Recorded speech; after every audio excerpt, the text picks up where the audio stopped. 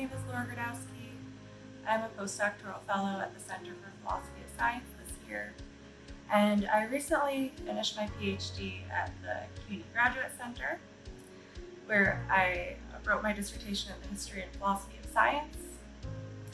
But I've also done work in philosophy of mind, and specifically in consciousness studies.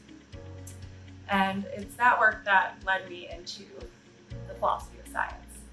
So let me explain. Specifically, I started my PhD with the thought that I was just going to go right ahead and solve the hard problem of consciousness. And I don't know that I was disillusioned so much as became thoughtful about the state of the situation with consciousness, specifically with regards to physicalism.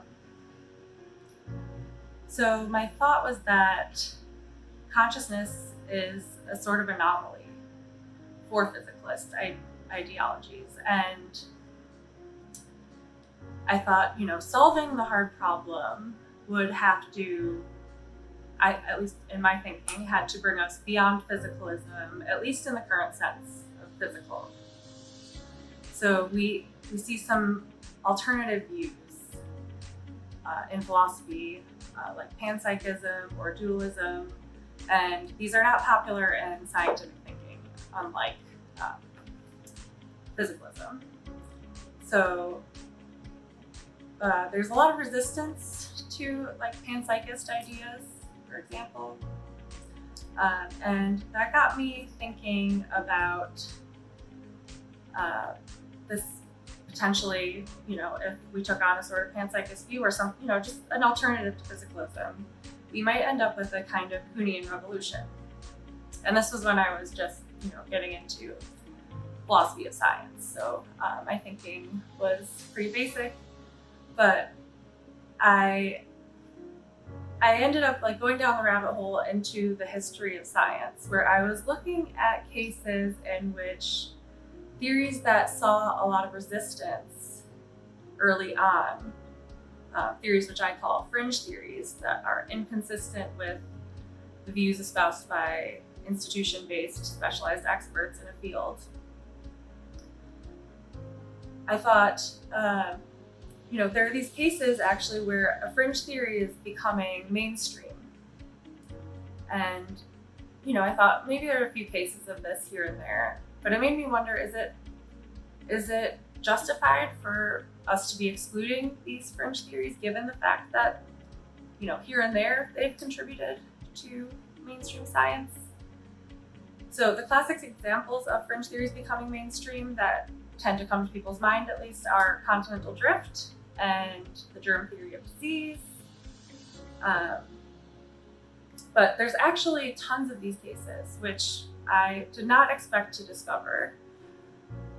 I ended up finding magnetoreception, which is one of my favorite cases.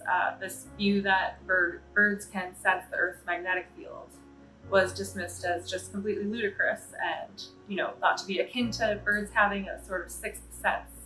And it was thought that birds can't have what humans don't have. Now there's views about human magnetoreception, which are, equally fringe and also kind of moving into the mainstream.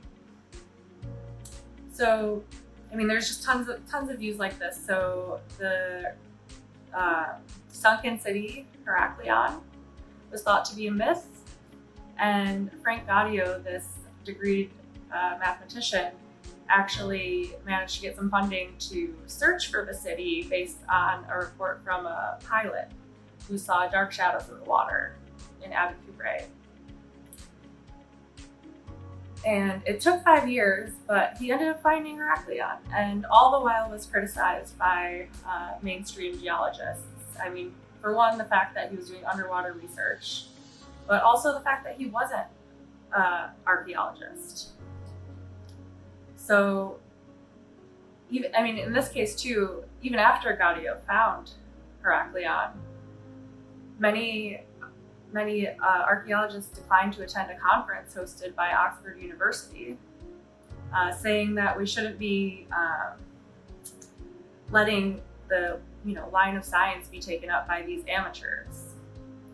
So, I mean, this is actually the case in many examples of fringe theories becoming mainstream, that they were proposed by outsiders or non-experts in a field. So Alfred Wegener, for example, who is famous for having proposed continental drift, was a degreed astronomer, textbook writing meteorologist, an aeronaut, a polar explorer, but he was not a geologist, and that led him to receive a lot of ridicule for his idea that the continents had moved.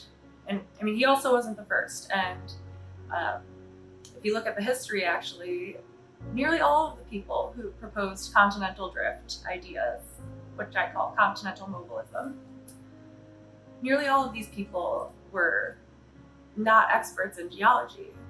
So, I mean, this has got me into thinking more recently about expertise as a sort of epistemic constraint, and how outsiders in science often are the ones who bring in the new ideas into a scientific field.